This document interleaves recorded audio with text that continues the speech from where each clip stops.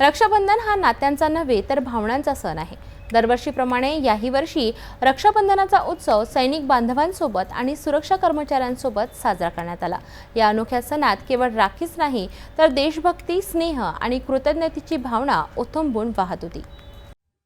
दरवर्षीप्रमाणे यावर्षी रक्षाबंधनाचा सण सैन्य दलातील जवान आणि विविध सुरक्षा दलांमध्ये कार्यरत असलेल्या कर्मचाऱ्यांसोबत साजरा करण्यात आला।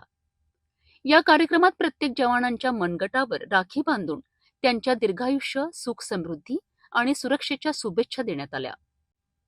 देशाच्या सीमेवर, शहरांमध्ये आणि गावांमध्ये सदैव सतर्क राहणाऱ्या या वीर जवानांचे योगदान अमूल्य असल्याचे यावेळी सांगण्यात आले। रक्षाबंधनाच्या या अनोख्या सोहळ्यात वातावरण भावूक झाले होते। मी ही राखी देशातील प्रत्येक महिलेच्या भावना म्हणून बांधली आहे।